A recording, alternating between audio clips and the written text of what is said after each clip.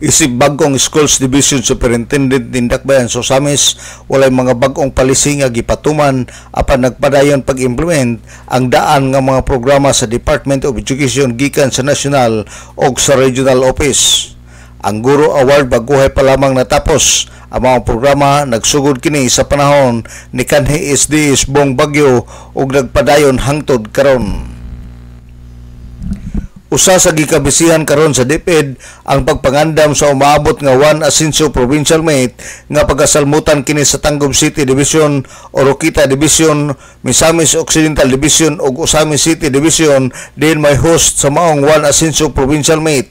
Gidahuman nga mahitabo karong tuiga o sa early part sa sunod tuig. Nagpasalamat usab si SDS Lorena Serrano sa suporta sa local government unit ning Dakbayan sa Osamis para sa maong activity o sa karon kamulo nang nangandam ang DepEd Osamis.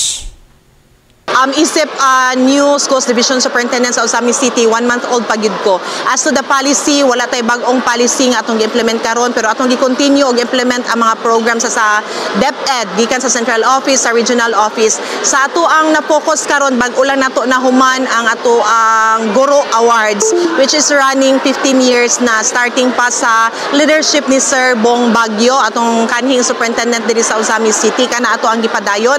And ang ato ang gikabisihan lang karon, we will be hosting the Juan Asensio Provincial Meet nga pagahimuon later part of this year or early part next year.